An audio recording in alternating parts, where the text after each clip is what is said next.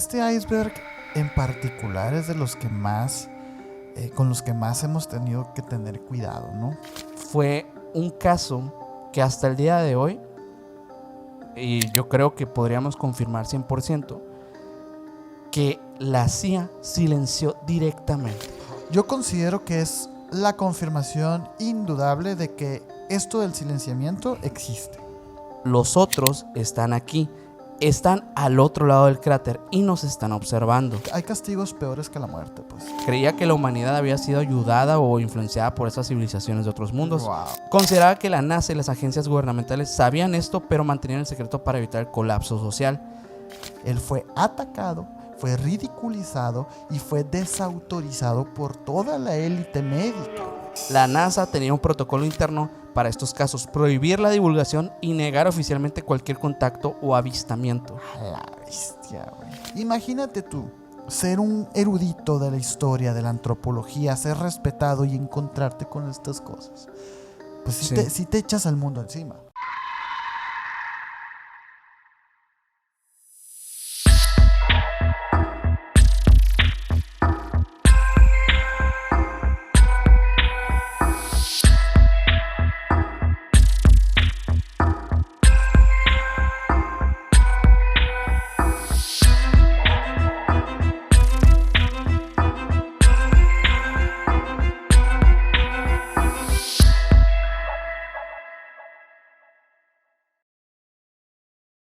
¿Qué onda, menor? ¿Qué onda, Sergio? ¿Cómo estás? Muy bien, aquí en otro capítulo más, en otro iceberg más contigo. Iceberg más. El día de hoy traemos un iceberg muy, muy denso, ¿eh? O sea, Sí. yo creo que es uno de los más pesados que nos va a tocar abordar en esta nueva saga de videos que estamos haciendo de icebergs. A la gente le ha gustado mucho y estamos muy agradecidos con La ustedes verdad por que eso. sí, muchas gracias. Hay muchas personas nuevas que llegaron gracias a este tipo de videos de iceberg que Sí. no sé por qué no se nos había ocurrido antes. Creo que porque no existía el formato, ¿no? Pero bueno, traemos este formato con ustedes porque vimos una forma de poder abordar casos y temáticas que estaban un poquito abandonadas en el canal.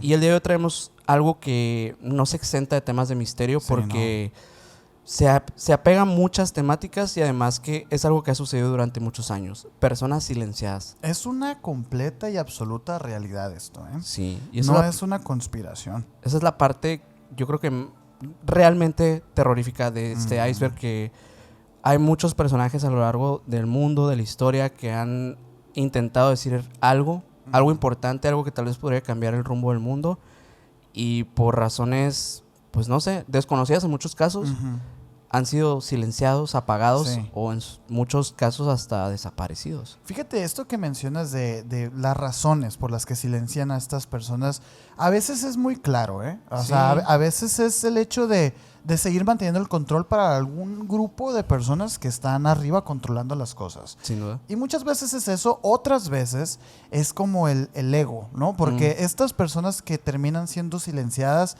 muchas veces se enfrentan ante un sistema que ya está escrito, ¿no? Un sistema que ya tiene sus reglas, que ya tiene sus modos. Entonces, aceptar estas nuevas propuestas muchas veces es aceptar para ellos que todo el tiempo estuvieron equivocados, pues. Sí. Y por eso a veces se les frena a los revolucionarios estos, pues. Sí, definitivamente hay algo que sucedió ahí que tiene una causa muy aparente, pero en muchos casos que vamos a escuchar en este Vamos a iceberg, analizarlo, sí. realmente sí es extraño cómo pasan las cosas, como a veces pensamos que no son tan importantes ciertos mensajes o ciertas cosas que se van indagando, divulgando, y esto que sea como el silenciamiento o la desaparición hace que realmente tenga mucho más auge el tema. Entonces esa va a ser la parte más interesante que van a escuchar, así que los invitamos a que se queden hasta el final de este iceberg. Y bueno, que si son nuevos o nuevas en este canal, los invitamos a que se suscriban. Si estás en Spotify escuchándonos, también síganos por allá, y nos puedes también seguir en otras redes sociales como Emisiones Podcast. A mí me puedes ir como Minor Cordón en Instagram. A mí como Castellón Sergio en Instagram, y al buen Mike Mike está atrás en los controles siendo bien silenciado como MyGal99 en Instagram, y el señor tiene 2 canales de YouTube para que vayan y lo sigan. El canal de YouTube del Mike Emisiones, estamos muy contentos. Sí. Porque la gente está llegando a su canal y lo está viendo más, y de verdad, apóyenlo, vayan a apoyarlo. Sí, porque está creciendo, y la Sí. verdad es que Se está saliendo del huacal. estos streams se están poniendo cada vez más buenos, la Ajá, verdad. Sí. Bueno, con esto yo creo que vamos a empezar ya el nivel 1 de este iceberg. A ver. Y bueno, en el nivel 1 yo te tengo algo que tiene que estar en la superficie porque es algo clásico, es algo que hemos ya hablado en este canal y como que ya se hizo medio costumbre en estos iceberg que te traigo siempre un primer nivel. Sí, un clásico. Ya medio platicado.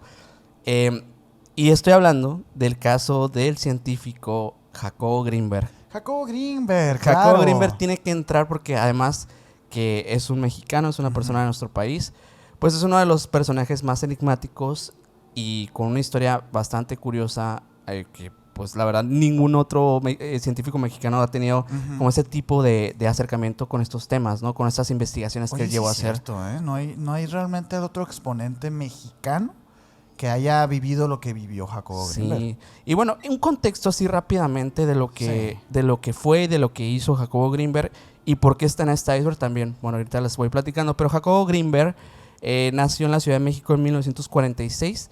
Él nació en un seno de una familia judía y desde joven mostró un interés bastante apegado a los temas de la mente humana, a las capacidades ocultas de la mente, y por lo mismo estudió psicología en la UNAM y obtuvo un doctorado en la Universidad de Nueva York, donde se especializó en una rama que se llama neurofisiología. A diferencia de otros científicos, Jacobo no conforma...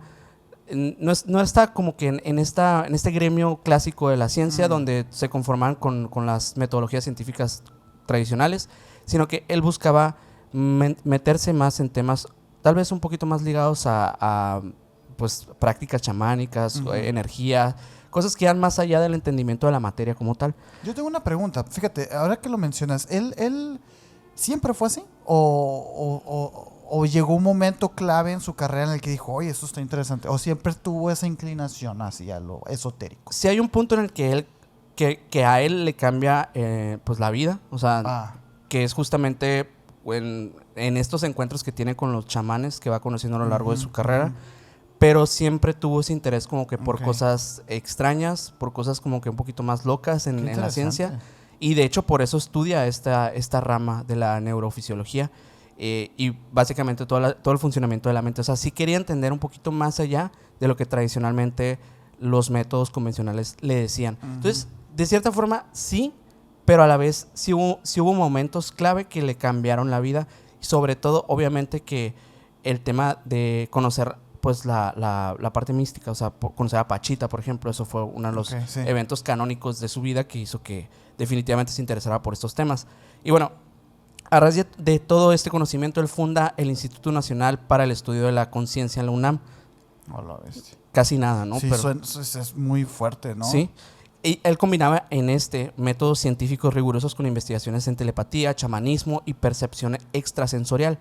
Creó el modelo sintérgico que conocemos hoy en día. Algunas personas que saben un poco del tema de Grinberg, pues sabrán un poco que esta teoría habla un poco de la construcción de la realidad mental conectada con un campo energético universal. Algo así podemos resumir esta gran teoría sintérgica, pero realmente es una metodología muy compleja, es una cosa bastante interesante de meterse a estudiar. Digo, no es el episodio para hablar de eso. Igual, fíjate, estoy pensando que puede ser un gran tema, y déjame confesarte algo, yo cuando conocí el caso de Jacobo Grinberg, y que empiezas a leer un poquito, ¿no? Te topas ahí con sus teorías y que son sumamente intrincadas, o sea, son palabras muy grandes las que definen el estudio de Jacobo Grinberg.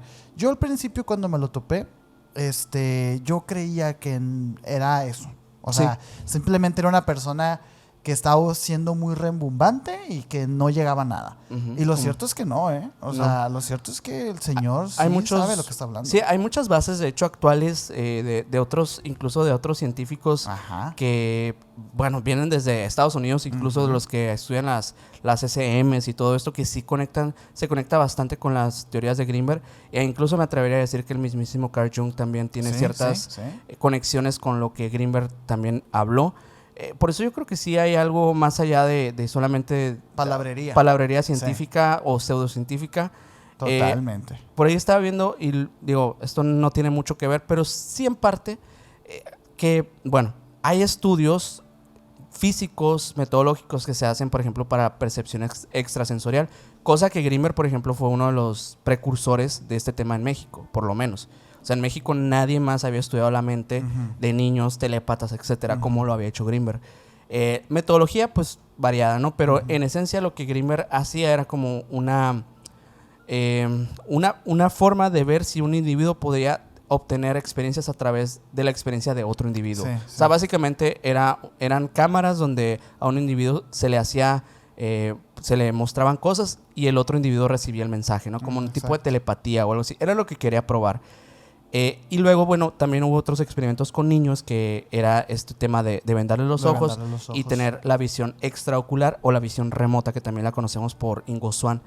Eso es lo interesante, que los postulados de Jacobo Greenberg sí tienen un precedente, Sí. que son todos estos proyectos de Estados Que Unidos. estaban pasando al mismo tiempo Exacto. que él, e incluso pues algunos ni siquiera se sabía exactamente en aquella época que estaban pasando. Pero bueno, el otro día estaba viendo un video de una persona que se metió a una de estos cursos intensivos de visión extraocular a desmontarlos.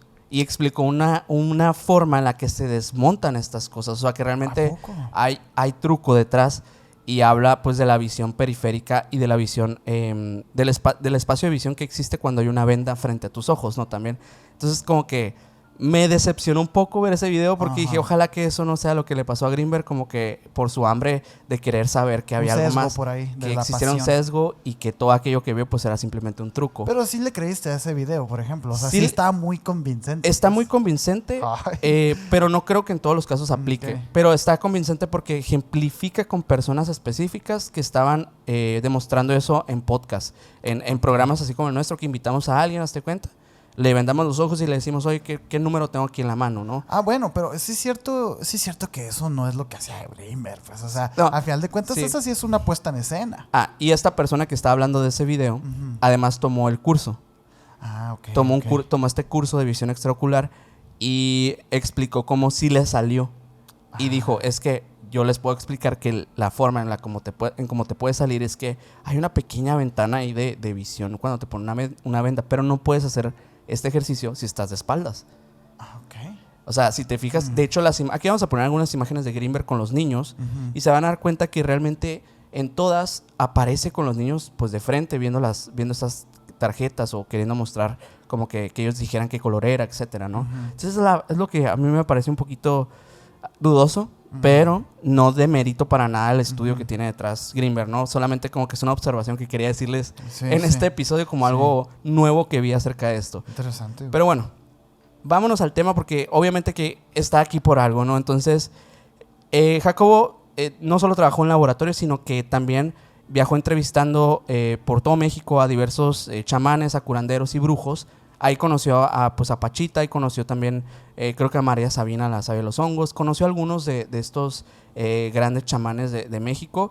Y pues en esencia, quien más le iba a catapultar su carrera o su gran tesis iba a ser Pachita, ¿no? Esta legendaria curandera que hacía cirugías psíquicas y básicamente materializaba órganos con sus manos, etcétera. Una cosa espectacular, Sí, increíble y sí. casi imposible de creer. Por ahí hay entrevistas también de la supuesta nieta de Pachita, o bueno, supongo que sí es la nieta de Pachita, que habla de que todo esto no era tan así como Greenberg lo decía. Pero bueno, ahí sí depende de cada quien creerle. No, es que Greenberg es un tema por sí solo, ¿eh? Greenberg es un tema, Pachita es otro. Ajá. Pero lo interesante o lo que catapultó su carrera después de todo esto que les estoy contando y de los estudios que se hicieron en los años 80 y 90, donde ya llevó estos experimentos de comunicación telepática a cabo, o sea, en laboratorio, con los niños, con personas que se ofrecían para las experiencias. Según estos resultados y según reportes, sí había patrones cerebrales similares en sujetos que se sometían a sintonizarse los unos a los otros. También en algunos casos las respuestas fueron tan extraordinarias que desafían pues todo el campo de la ciencia convencional. Por lo cual, bueno, esto también iba a ser un campo para que él empezara ya a estructurar un poco mejor y a pasar esta información e investigaciones a otro nivel. Pero lo malo es que aquí pasan los hechos, que el 8 de diciembre de 1994 Jacobo Greenberg desaparece sin dejar rastro. No deja notas, no hay evidencia de huida. Su esposa, Teresa Mendoza, fue la última en verlo con vida y la policía no encontró nada con signos de algún tipo de confrontamiento o no sé, pues. Agresiones. hay muchas teorías en relación a todo esto y es por eso que está en este iceberg como primer punto, porque es un gran clásico de las desapariciones en México y sobre todo de grandes descubrimientos. Se dice que muy probablemente las investigaciones que lleva a cabo de control de este tema de la conciencia, del control telepático, de las comunicaciones extrasensoriales, probablemente captaron la atención de aquellos proyectos que se están llevando a cabo por aquellas décadas por gobiernos, por el gobierno estadounidense propiamente, pero específicamente por los departamentos de la CIA que estaban desarrollando Stargate en aquel tiempo. Esta es una de las primeras propuestas que se ha visto como las nuevas versiones de las resoluciones, y hay otros que dicen que tal vez sus estudios amenazaban a las élites religiosas, militares o corporativas de algún gobierno también, por lo cual también decidieron silenciarlo. O sea, ahí sí estamos hablando de una silenciación tal cual. Pero en el otro caso de la CIA sería más bien como un reclutamiento más que como un silenciamiento. Hay otras cuestiones que también se han hablado muchísimo, porque obvio que toda la teoría de Greenberg pues está muy ligada al tema de la Matrix, como que todo esto que hemos visto de otros autores, y se dice que Greenberg pues al meterse tanto este tema logró cruzar a otra dimensión. Eso es otra versión, ¿no? Pero yo creo también mucho más en el caso de Teresa Mendoza, que se dice que su esposa estuvo bajo sospecha porque hubo como ciertos conflictos entre ellos. Hay muchos testigos que hablaban de comportamientos extraños antes y después de la desaparición de Greenberg. La policía cierra este caso como pues un caso de falta de pruebas, ¿no? O sea, básicamente Teresa queda libre, queda exenta de toda culpa porque no hay nada que la ligue a la desaparición. Y hoy, pues todas estas investigaciones, libros de Greenberg, son considerados de culto por investigadores, chamanes y pues todos los que buscamos la verdad de alguna manera, ¿no? Sí, y unos libros de fácil acceso, donde sea los venden. Ahí el problema sería pues que entendiéramos en la verdadera profundidad todo aquello que nos quiso decir Jacobo Greenberg pues en sus tesis, ¿no? En sus libros. Jacobo Greenberg se volvió un tema muy, muy popular en México, O sea, yo he visto personas tanto muy preparadas leyendo los libros de Jacobo Greenberg como no tanto, O sea, he visto personas que les encanta presumir llevar el librito de Jacobo Greenberg y otras personas que sí lo estudian de verdad. Claro, Entonces, eso nada más nos indica la gran popularidad que agarró este caso. Y digo, quizás si después profundizamos un poquito más en esto que voy a decir, pero por ahí un pajarito nos dijo que Jacobo Greenberg hoy, por ejemplo, hoy no tiene vida, ¿no? Claro, sí, por cuestión de... Pero no falleció en el 94. Okay. Esa es la información que nosotros tenemos, pero a lo mejor y luego exploramos. Y qué locura, ¿no? Porque estaríamos hablando pues de que un evento que pasó ya hace 30 años, o sea... Hace 30 años, sí, 31 acá. Sí. Y lo curioso es que, bueno, el caso se desvía por un montón de partes, porque hay una hija por ahí, hay un hermano que es famoso, y el hermano ha sido entrevistado y termina las entrevistas en cuanto le metes. Ajá, que aquí vamos a poner una imagen. Sí. En cuanto se le menciona el tema de su hermano, él se enoja y se va. Y no nomás en las entrevistas o en podcasts. No quiere ser ligado al tema, ¿no? Por ahí nos dijeron unas cosas, pues, ¿no? Pero quién sabe, digo. ¿Quién sabe es raro, es raro. Si creerlo o no? Pero igual y después exploramos más esa posibilidad de platicarles más eso. Sobre todo vamos a ver la integridad de las pruebas y todo eso, ¿no? Pero bueno, este sería un primer puesto para el nivel 1, porque creo que es enigmático, por eso. Yo tengo uno para el nivel, también para el primer nivel, que lo quise poner aquí porque puede ser interpretado como una simple teoría de conspiración o algo mucho más interesante. Y voy a tratar de ser muy cuidadoso, porque esta persona de la que voy a hablar todavía sigue viva y sigue llamando muchísimo la atención, sobre todo por lo que vivimos en el 2020. Pero no es de lo que voy a hablar del 2020, sino antes. Okay. Y quiero hablar de Judy Mikovits, o Mikovits, no sé cómo se pronuncia, pero Mikovits, ¿no?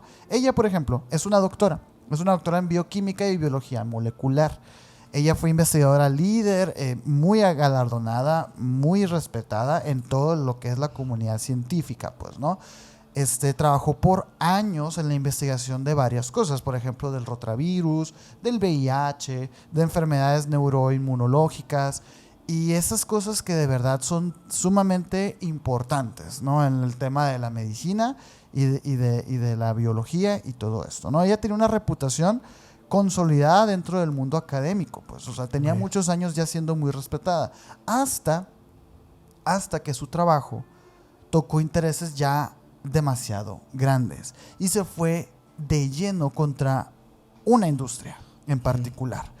Ahorita les voy a decir cuál es, ¿no? Ella en el 2009, ella y su equipo, por supuesto, publicaron en una revista, en la revista Science, un estudio donde aseguraban haber encontrado una conexión en el virus XMRV, que es un rotavirus de ratón, y el síndrome de fatiga crónica.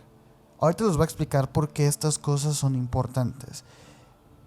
Este descubrimiento sugeriría que millones de personas podrían haber sido infectadas a través de vacunas contaminadas o de transfusiones. Ajá. O sea, ella básicamente lo que descubrió fue un patrón entre un rotavirus de un ratón y un síndrome del ser humano. Entonces ella descubrió eso, lo publica en la revista Science y bueno, la teoría era explosivamente polémica, pues, ¿no?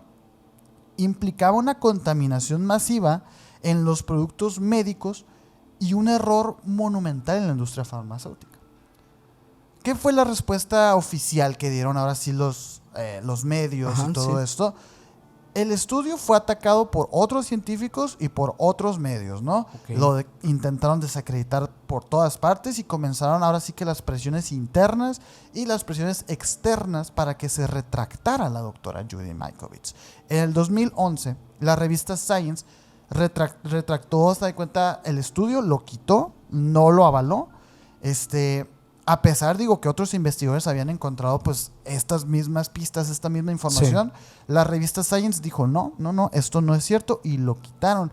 Mikovits se negó a firmar la retractación total, porque cuando pasa esto, ¿no? Cuando hay papers de por medio y así, es muy interesante porque es como que toda la comunidad científica avalan algo. Cosa que luego esto se empieza a esparcir la información por todo el planeta y se hacen los cambios pertinentes. Cuando algo es retractado de esto, hacen que la doctora que haya descubierto, o el doctor, o la investigación que se haya planteado, lo quitan, tiene que ir a firmar el doctor, de decir, ok, sí es cierto, estoy de acuerdo, de que me equivoqué. Y de esa manera, pues la comunidad no se mancha, digamos, ¿no? Ajá. Y fíjate, es algo interesante esto que estoy explicando, porque quizás y lo vean más al fondo en el iceberg ¿no? Porque básicamente así es como funciona. Al final de cuentas, Judy Mikovits fue despedida del Instituto Whitmore Peterson Institute, que es donde ahí trabajaba, donde dirigía ella precisamente las investigaciones. ¿Y qué pasó? En octubre del 2011, ella fue arrestada. No nomás fue desacreditada públicamente, fue arrestada bajo cargos de robo de documentos. Lo que alegaban era que ella, cuando es despedida, se lleva sus investigaciones. Y esas investigaciones ya no le pertenecían porque teoría, ya no trabajaba ahí. En teoría, esa fue la alegata, pues. Las acusaciones alegaban que se llevó esas notas, esos materiales de investigación sin la autorización de lo que es el instituto donde ella trabajaba. Ella pasó varios días detenida hasta que finalmente los cargos fueron retirados y nada más. Pero fíjate. Pues ya la desacreditación de que te arresten está dura. Güey. Estuvo días en la cárcel. Imagínate. Es una humillación. Es una humillación innecesaria porque si al final de cuentas los cargos se retiran, es porque evidentemente sabían que no fue un delito. Exacto. Lo que hizo. Durante este proceso, ella denunció que el allanamiento y el arresto fueron una represalia directa por negarse a retractarse del todo y por amenazar la industria de la farmacéutica. Cosa que es el tema, pues ella denunció directamente a la industria de la farmacéutica de que esto era su culpa, que ellos sabían lo que estaban haciendo y sin embargo lo permitían, pues, ¿no? Mikovits no se quedó en la mera denuncia del XMRV. Ella afirmaba que las vacunas podían portar rotavirus contaminantes al pasar por líneas celulares de animales, que muchas enfermedades modernas, como el autismo, algunos tipos de cáncer incluso, podían estar relacionados con estas contaminaciones. Entonces, imagínate el escándalo, güey. Que los CDCs y el NIH y las grandes farmacéuticas lo sabían y lo ocultaban para evitar crisis legales y económicas. Que si me lo preguntas a mí, no suena para nada descabellado, ¿no? Este caso se apagó tras el arresto, el retiro de los cargos, el veto que le pusieron a ella del ámbito académico. Todo esto le pegó duro en su reputación. Ahora sí que ninguna revista reconoció volver a aceptar sus trabajos. Pasó de ser calificada como pseudocientífica incluso, güey. Y como teórica de la conspiración. Esto agarró muchísimo más, pero más fuerza cuando llegó el 2020. ¿Por qué? Porque ella publica un documental que se llamaba Plandemic.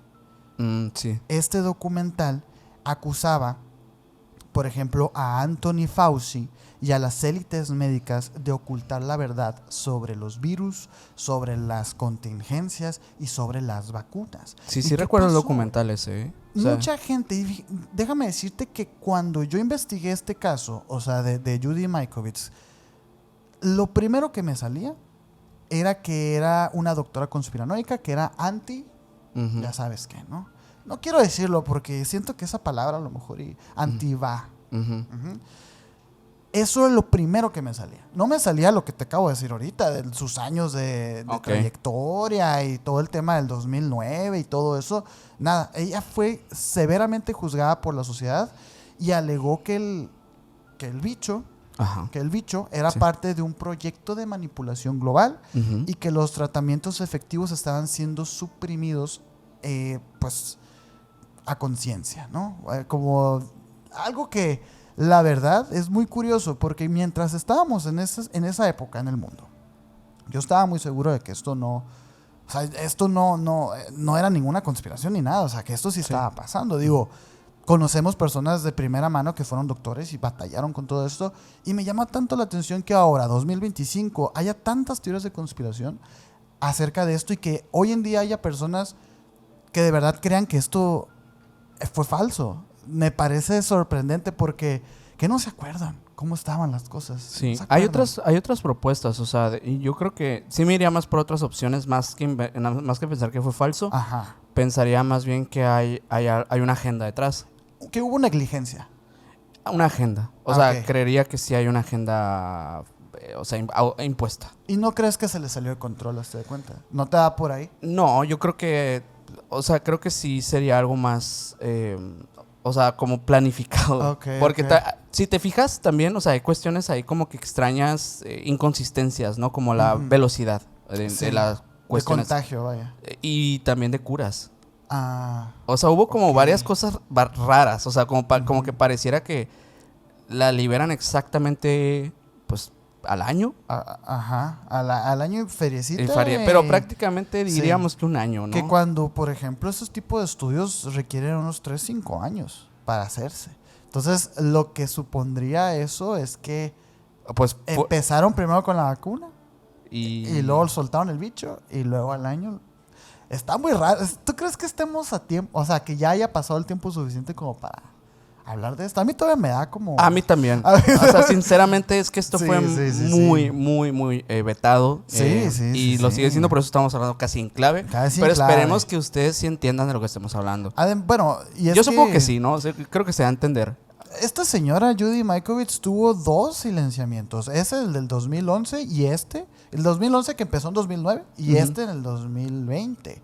Ese sí fue más automático. No tuvo represalias legales como el anterior. ¿Por qué? Porque ya su reputación estaba destruida. Entonces sí, ya era vista como... Sí. De hecho, su documental, el Plandemic, fue censurado en YouTube, en Facebook, en todas partes. Por eso no estamos a hacer un capítulo de esto todavía, ¿no? Porque aún se censuran estas cosas. Incluso, fíjate, yo vi notas de Forbes, del New York Times y del Science Magazine que la tachaban pues de pseudocientífica, de divulgar desinformación, etcétera, cosas muy agresivas. Y yo dije, no, pues claro, esto es es un tema de te metiste con los niños grandes y los hiciste enojar y te escupieron, ¿no? O sea, es un caso terrible. Es un caso terrible, pero es el nivel 1 apenas, ¿eh? Sí, y pues, como dices, todavía está por ahí, pero tiene este tipo de silenciamiento discreto, ¿no? En el que todavía se deja a la persona, pero se le ridiculiza. Hay otros casos que no se son, quedan ahí, ¿eh? Sí, pero bueno, con esto pasamos al nivel 2 de este iceberg. Venga. Y en el nivel 2 yo te traigo a una persona que es un genio prácticamente. Pero, pues bueno, finales lamentables vamos a tener en este iceberg de La verdad montón. que sí. Vamos a terminar muy tristes, ¿eh? Sí. Bueno, este señor era Royal Raymond Rife. Él nació en 1808 en Nebraska. Desde joven, pues, una mente brillante, totalmente algo de otro nivel. Una persona sumamente brillante que estudia ingeniería, óptica, bacteriología. Obviamente se especializa en muchísimos temas técnicos, específicamente de estos temas como técnicos, pero de biología, ¿no? Sí, o sea, se inclina a esta área que podría ser como la biotecnología o algo así. Ajá. Él desarrolló instrumentos de precisión para laboratorios y hospitales. 1888 él nace, ¿no? Ah, ok. Él empieza, digamos, su carrera... al principio de los 900, Simón. Entonces, ok. En esa época, la ciencia médica aún estaba en sus primeros pasos. Ajá. Estaba como que viendo la comprensión del mundo microbiano, que es el mundo de los microbios, básicamente. Rife soñaba con romper los límites de los microscopios de aquella época. O sea, que quería saber hasta dónde podrían llegar con una nueva tecnología. Y él decía, si podemos ver el enemigo, podemos derrotarlo. Claramente, es algo totalmente real y lógico. Y bueno, a principios de los años 30, de 1930, Rife logra lo que parecía imposible. Diseña y construye un microscopio óptico capaz de magnificar hasta 60,000 veces lo que otros microscopios ya hacían en la época. Permitía observar virus vivos sin necesidad de destruirlos o pues abatirlos de alguna manera, sino que era estudiarlos. Era lo que quería lograr. Algo que incluso hoy en día la ciencia convencional batalla para poder estabilizar y comprender a los virus, ¿no? Su invención era una mezcla de óptica avanzada, campos de luz polarizada y técnicas propias, muy específicas. Con este microscopio, Rife decía haber visto cosas que la ciencia jamás había soñado. Microorganismos en su estado natural, incluyendo lo que llamó el virus del cáncer. ¡A la madre! Al observar virus y bacterias, Rife descubrió un patrón. Cada organismo respondía a una frecuencia vibracional única. Si esa frecuencia era amplificada y proyectada, el organismo podría ser destruido sin dañar el tejido humano. Inspirado en la resonancia, el principio por el cual un cristal puede romperse con una frecuencia determinada, Rife desarrolla un aparato capaz de emitir frecuencias y que obviamente iban a poder destruir a estos virus cancerígenos. Este aparato se llamó el Beam Ray Machine, la máquina de rayos de Rife. Esta podría dar resultados únicos en la historia del mundo de la medicina. Virus destruidos en el laboratorio, bacterias desintegradas sin afectar el entorno, pacientes terminales tratados con éxito, según testimonios no oficiales, obviamente. Sí, porque todo esto era medio clandestino, ¿no? Sí, de cierta forma, pero en práctica sí lo hacía de una manera correcta, ¿no? Yo recuerdo haber visto ese caso y recuerdo que era una efectividad así del 89% de casos que trataba el señor Ray, los curaba, güey. Sí, lo malo es que no hubo muchas pruebas que se pudieron hacer porque, bueno, en 1934 tiene un grupo de 16 pacientes terminales de cáncer que fueron tratados bajo la supervisión de médicos independientes y todos usando la máquina de Rife. Según los documentos y los testigos de esa época y de aquel estudio que se hizo, 14 de estos se recuperaron completamente. Imagínate, de 16. Y los otros dos, o sea, digo, sea lo que sea, mejoraron de forma significativa semanas después y los resultados fueron considerados como milagrosos para la medicina de ese momento y yo creo que de la actual. Sea, güey, la ciencia no soporta los milagros, güey. Pero obviamente que todo esto no es tan bonito como suena porque... Sí, porque hoy en día el cáncer es de las enfermedades que más se lleva. Y de hecho, pues va a ser la enfermedad número 1 de causas naturales, así le van a llamar después. Sí, güey. Cosa que no es cierto, no es natural para nada el cáncer. Pues. Bueno, lamentable. Pero bueno, el éxito de Rife no pasó desapercibido para bien. O sea, realmente hubo personas que como Maurice Fishbein, que era el jefe de la Asociación Médica Americana, conocido por tener lazos directos con las farmacéuticas y con intereses de tecnología. Se dice que Fishbein intentó comprar los derechos de la máquina de Rife, pero Rife, fiel a estos principios de decir que quería hacer como que esto fuera independiente y que fuera al alcance de todos, pues se negó a esta propuesta porque sabía que iban a monopolizar el mercado, que iban a hacer o privatizar el producto, vete a saber. Pero no le olió bien el trato, entonces decidió no aceptarlo. Y no quería que su invento pues cayera en manos equivocadas. Obviamente, como cualquier persona que tiene un bebé, no, para él era su bebé. Claro, claro. A partir de ahí todo cambió. Su laboratorio pues obviamente fue allanado. Desmanteladísimo. Sus colegas médicos fueron amenazados o sobornados. Documentos, archivos y prototipos desaparecieron misteriosamente. Los medios comenzaron a ridiculizarlo, llamándolo un charlatán. Y a finales de los 40 y 50 las autoridades comenzaron con una campaña para desacreditar y eliminar cualquier rastro de sus investigaciones. Como te digo, además de que estos laboratorios fueron de alguna forma allanados, también se le confiscaron equipos. Las clínicas que usaban las máquinas también las cerraron o algunos les retiraron la máquina por decir que era una máquina fraudulenta. Sus colaboraciones, por ejemplo, hay un doctor que se llama el doctor Milbank Johnson, que este señor murió en circunstancias sospechosas. ¡Hala! A los pocos meses de que esto empezara a pasar. Rife fue llevado a juicio, acusado por las autoridades hasta caer en la desesperación y terminó refugiándose en el alcohol, aislado, sin recursos, sin dinero. Y en 1971 Royal Rife murió en la ruina. Oficialmente falleció por una combinación de Valium y alcohol. Lo que muchos consideran que fue como un tipo de fallecimiento pues, y fallecimiento llevado, okay, ¿no? O sea, como que provocado. Hay una forma en la que también los medios o estas élites manipulan a los individuos para que ellos mismos causen su fin. Okay. Es una forma de silenciar que es un poco más elegante porque parece que él tomó la decisión. Pero pues ellos lo pusieron en esa situación. Y lo van empujando, por supuesto, porque imagínate, entras en bancarrota, pierdes todo, pierdes colegas, pierdes oportunidades, pues no le ven motivo y pues muchos de ellos se pierden de esta forma, ¿no? Ese caso a mí me desespera de manera personal porque de verdad el cáncer es muy feo y creo que si esto estaba pasando en el 1934, imagínate ya casi 100 años de avance tecnológico que tuviéramos ahora, güey. Sería impresionante. O sea, fuera ya todo esto en una pastilla, ¿te das cuenta? A lo mejor. Sí. O en una cita al médico y ya te quitamos el cáncer, ¿no? O sea, sí. Te vamos a pasar este rayo y ya quedó. Ajá. Qué locura. Pero es que es tan fácil de verdad verlo. O sea, es tan fácil ver que lo que es la farmacéutica y lo que es la industria del alimento, de las comidas, están tan ligados porque uno nos enferma y el otro nos mantiene enfermos, pero nos mantiene. Sí. ¿Sabes? Entonces, no sé. Yo creo que Royal Rife, bueno, a pesar de todo este tema del fraude y todo, yo creo que había algo que definitivamente al medio le dio miedo. O sea, creo que eso sí fue un silenciamiento. O sea, creo firmemente que sí lo silenciaron. No sé si descubrió la cura. Eso sí se me hace un poquito difícil saberlo.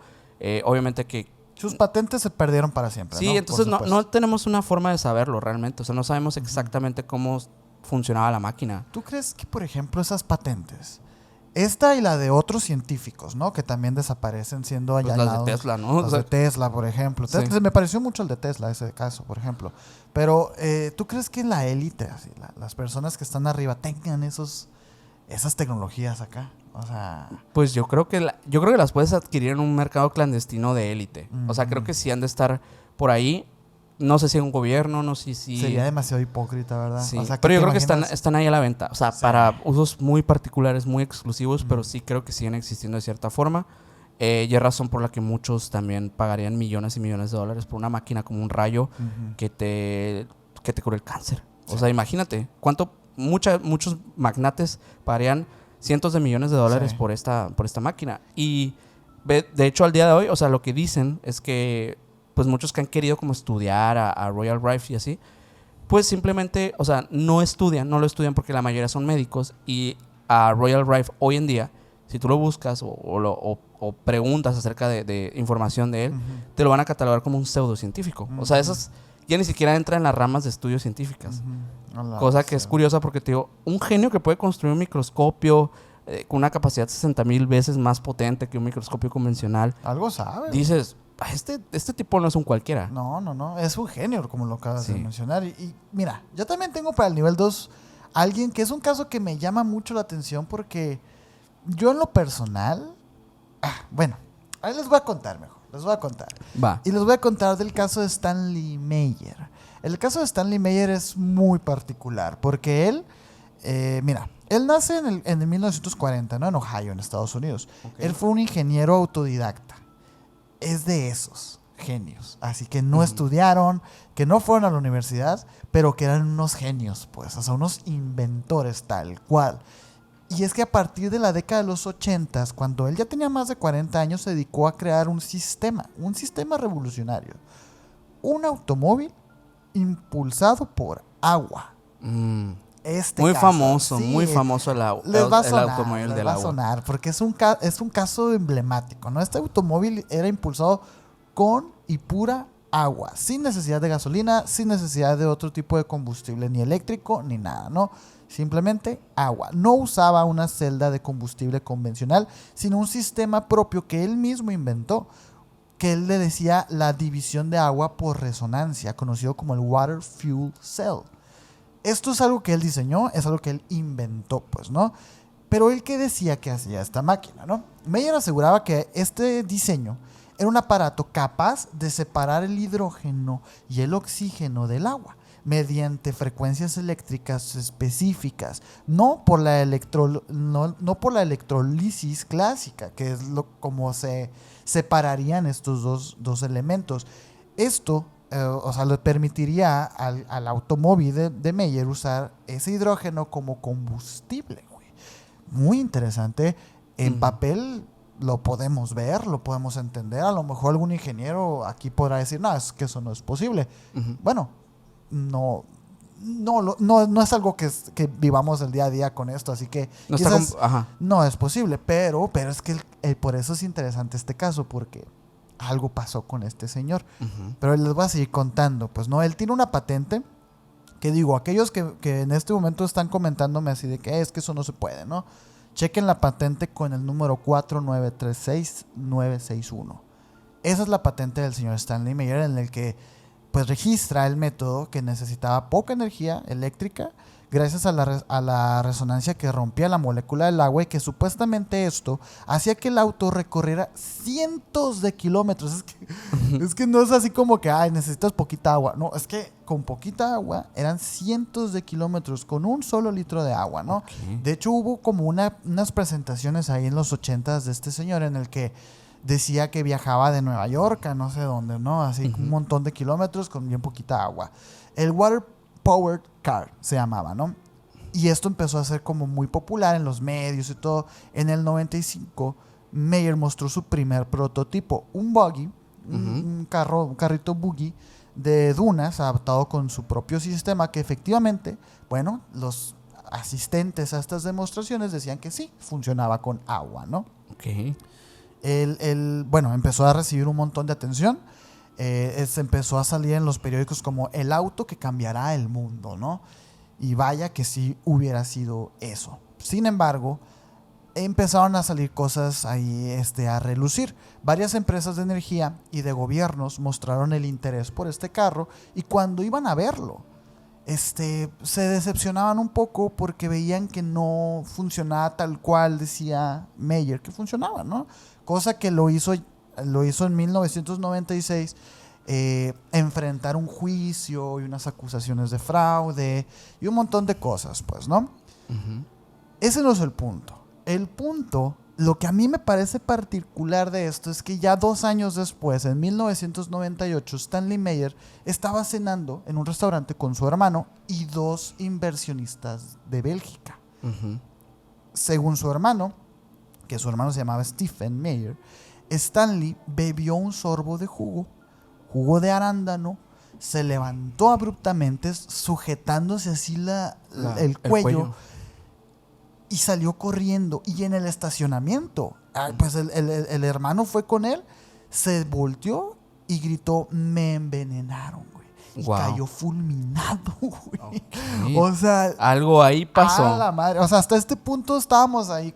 Y ese trato me imagino que se iba a catapultar la Ese trato iba a ser un trato importante. supuestamente muy importante. Que digo, según Stephen Meyer, que era el hermano de Stanley, pues él decía que ya ese tipo de juntas las tenían muy seguido. O sea, que tenían ya varios muy, muy interesados pues en invertir y en desarrollar esa tecnología. ¿Y Cayó sabes si muerto, había güey. recibido algún tipo de amenazas antes o no? Pues es lo del juicio. O sea, él había sido enjuiciado, él ya había sido, digamos, Desacreditado. silenciado, ajá. O sea, ya su carro perdió el interés de los medios porque ya la resolución del juicio fue que era un fraude. Fíjate, no sé, o sea, porque no estoy viendo el video, pero por aquí busqué rápidamente el carro que avanza con agua. O sea, Ajá. y hay algunos como experimentos caseros que Sí, veo sí, sí. que hacen, no sé la verdad si sean Pero ciertos. contemporáneos, ¿no? Sí, o sea, grabados en videos de YouTube. O sea, Ajá. realmente no sé si sean reales o como bajo qué cosa funcione la mecánica de estos carros.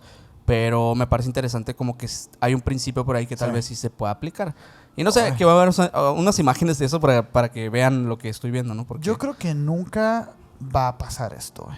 sí, o sea, ¿no? yo creo que nunca va a pasar esto de que un carro se maneje Bueno, con agua. cuando la industria petrolera Le vea deje, el negocio. deja de ser negocio. O sea, Ay. cuando deje de... Pero es que yo siento que hay muchos en la cola. O sea, siento que están los eléctricos después Sí. de eso, pues. Y luego los eléctricos, pues quién sabe qué otra cosa, ¿no? Pero yo siento como que el del agua... por ahí una vez platicamos de este caso en un live y en los comentarios estaban poniendo Y aparte que... el agua es un recurso limitado también. Exactamente. O sea, que el hecho de que... Bueno, es que menos que...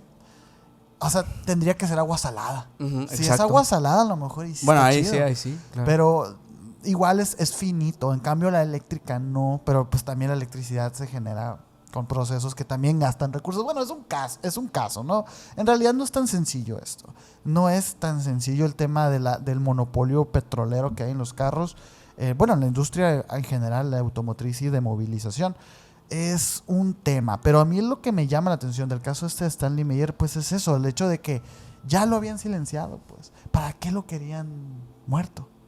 Bueno, quién sabe, pero lo que pasó es eso, ¿no? Las causas oficiales de su fallecimiento fueron aneurisma cerebral y se cerró automáticamente el caso como una muerte natural sin ningún análisis toxicológico exhaustivo ni nada. Sin Ok. embargo, esos son los hechos, ¿no? La tecnología de él, por supuesto que desapareció, ninguna empresa continuó oficialmente su trabajo, algunos investigadores independientes a lo mejor como los que estamos viendo, Claro. que he visto ahorita, han intentado replicar el proceso, pero no han tenido éxito. A lo mejor otro tipo de mecanismo o de sistema pues puede funcionar, pero hasta este punto, pues mi carro todavía ocupa gasolina.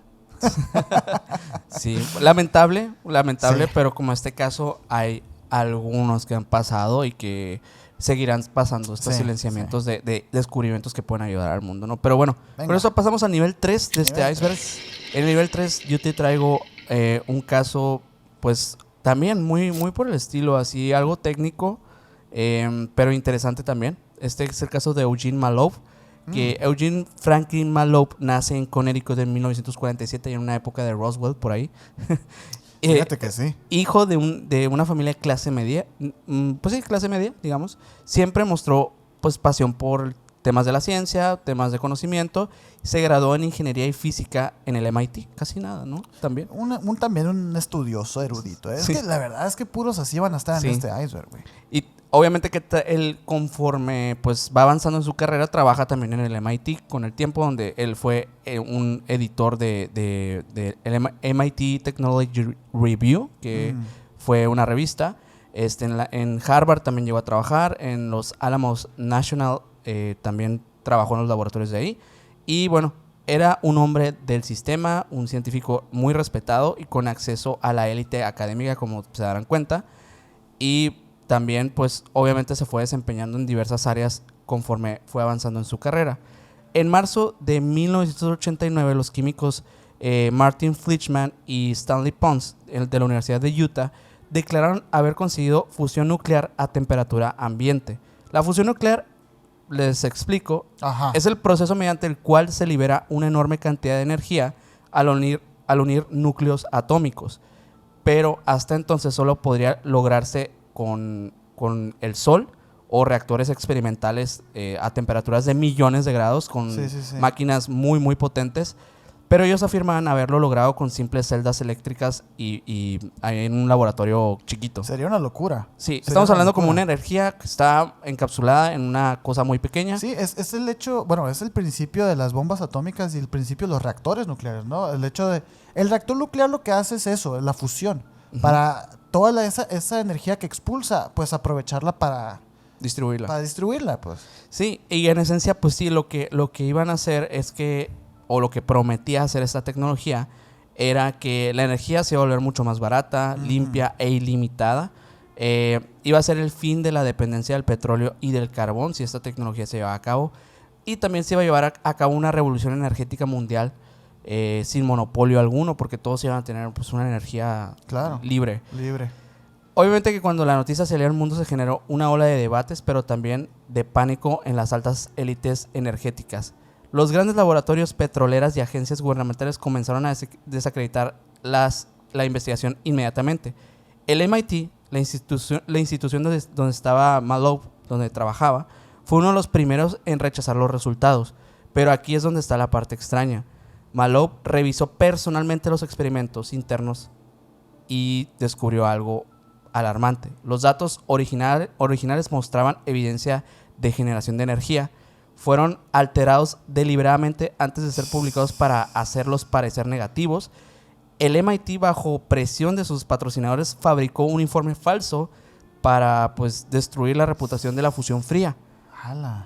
Eugene Malone renunció al MIT después de haber leído estos informes y darse cuenta de la farsa que estaban haciendo, del fraude, y se convirtió en un denunciante y publicó un libro acerca de todo esto que te estoy diciendo, y en el libro acusó abiertamente al MIT y a otras instituciones de censurar todos los resultados, de proteger los intereses económicos vinculados a las industrias de energía y pues los militares también, y también de bloquear como la tecnología que podría cambiar al mundo y podría ayudar a todos a pues, simplemente liberarnos de esta prisión monopolizada del petróleo, ¿no? Sí, totalmente. Malone fundó la New Energy Foundation, que pues básicamente lo que quería era financiar investigaciones de fusión fría y energía alternativa, denunciar la corrupción de la ciencia oficial y crear redes de científicos que fueron censurados, que pudieran tener una voz, que tuvieran un lugar donde poder llevar a cabo sus investigaciones de una manera realmente palpable, realmente con resultados. Muy ambiciosa esa idea. Muy ambicioso. De hecho, bueno, para Malone el bloqueo no solo era por parte de los académicos, sino que era como un complot tipo global de diversas corporaciones, gobiernos, instancias políticas, etcétera, que estaban decididos a mantener como el control que ya estaba preestablecido en el sistema desde hace décadas y que de hecho al día de hoy todavía seguimos igual, ¿no? Todavía. La energía libre no puede ser controlada, por eso nunca nos la dejarán tener. Eso decía Malone. Una de sus frases que repetía constantemente porque pues obviamente había quienes lo tachaban de loco, quienes también lo censuraron. Obviamente se enfrentó a las petroleras, a los gigantes de la energía eléctrica y nuclear, a los gobiernos, a la comunidad científica tradicional. O sea, estaba contra todos. Contra todo el mundo.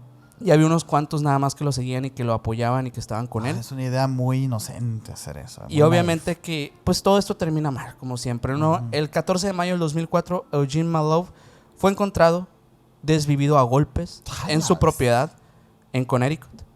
Y la versión oficial se declaró como un supuesto robo doméstico. Los agresores eran conocidos del vecindario. Y el desvivimiento fue un resultado de este altercado, ¿no? ¿Cómo? ¿Y dieron con los vatos? Sí, dieron con ellos, pero pues y nada ellos más, no dijeron nada. Se robaron unas cosas. Pero bueno, conforme se dio el tiempo, la versión oficial no convenció a nadie. ¿Por qué? Porque según personas que lo conocían y allegados, no se robaron objetos realmente de valor. O sea, realmente algo económicamente caro, o sea, sustentable, no se robaron. El desvivimiento, la forma en cómo se dio no fue excesivo. O sea, no fue como que se tratara de una cuestión de ajuste de cuentas, como que pues porque eran conocidos, o sea, pensaron a lo mejor le quisieron hacer daño. Tampoco. fue como si algo estuviera oculto detrás de la forma tan discreta en cómo se hizo todo. Los sospechosos confesaron y luego retiraron la confesión también. O sea, como diciendo, no, siempre no fui yo, ¿eh? Y la investigación se cerró con mucha rapidez. Malouf había mencionado sentirse amenazado antes de este Pues, oye, si te estás yendo contra todo el mundo y el status quo científico, pues por supuesto que tienes muchos enemigos. Te acabas de comprar a la mitad del mundo de enemigos, ¿no? Ajá. Entonces, obviamente que este caso, lamentablemente, pues cierra de esta forma. Hay mucha desinformación detrás de todo el caso de Malouf.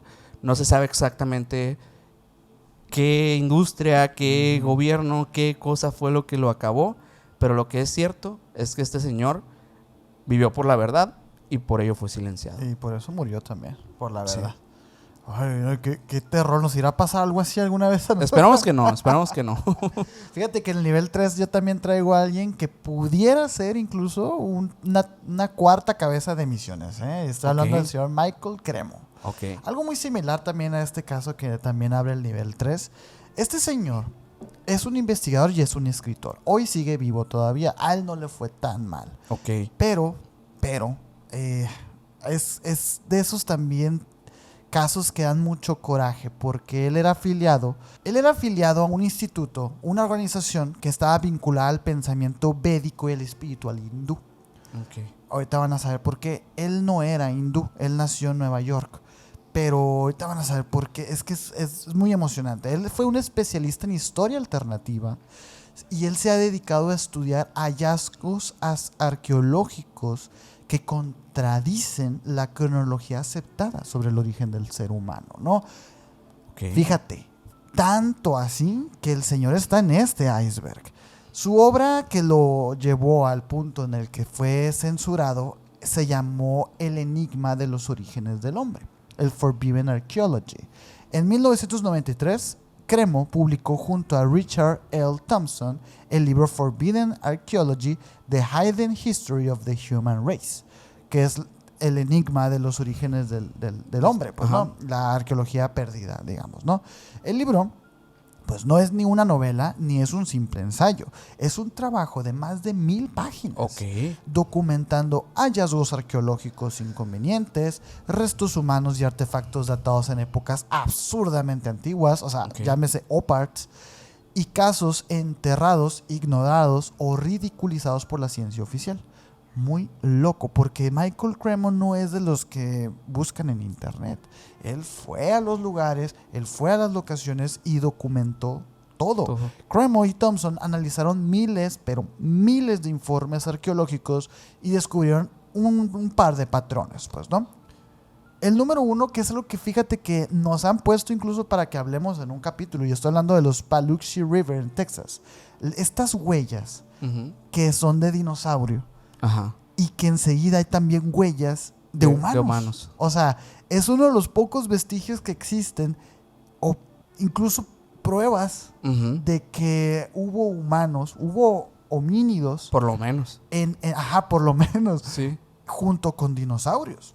Ok. Además de herramientas de piedra y objetos metálicos que fueron hallados en capas del precámbrico, cosas que no tienen sentido porque lo que es la metalurgia Ujú. vino hasta la Edad Media, Ujú. hasta la edad, hasta los miles por ahí, pues, o sea, cráneos y esqueletos de Homo sapiens en sedimentos anteriores al hombre neandertal, cosa que no tienen sentido, pues, ¿no? Imagínate tú ser un erudito de la historia, de la antropología, ser respetado y encontrarte con estas cosas.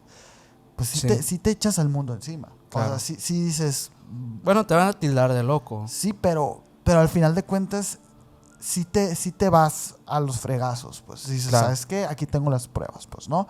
La teoría de Cremo y de Thompson se resumía a algo simple.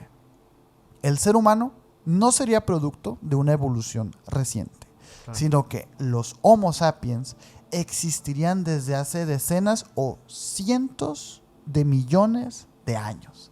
Imagínate eso, güey, imagínate eso. Ala. A mí este tema me apasiona porque a la bestia. O sea, Sí. te hace recapitular todo, pues, ¿no?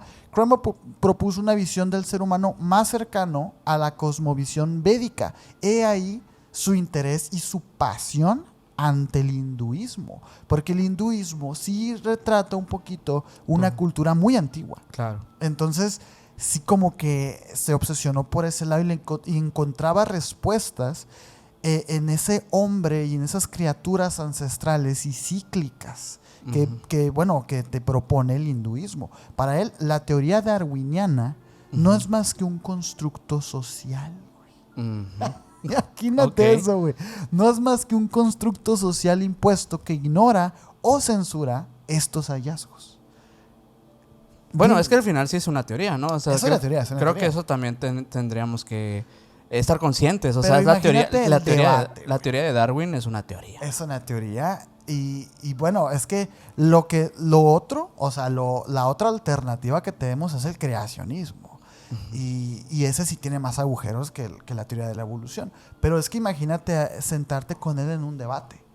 Y o sea, él como creacionista y un evolucionista, un darwinista, pues, debe ser una locura.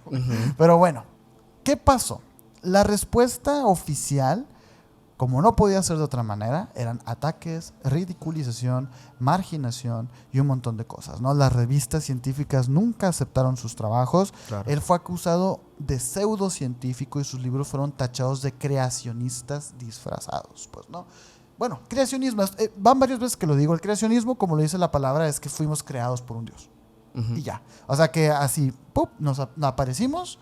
Adán y Eva. Y ya. Ajá. Adán y Eva o algo más. Es que ese y algo más es el hibridaje y todo todo el tema Anunnakis. de la intervención externa, ¿no? Pero al final de cuentas no termina siendo lo mismo, pues creacionismo.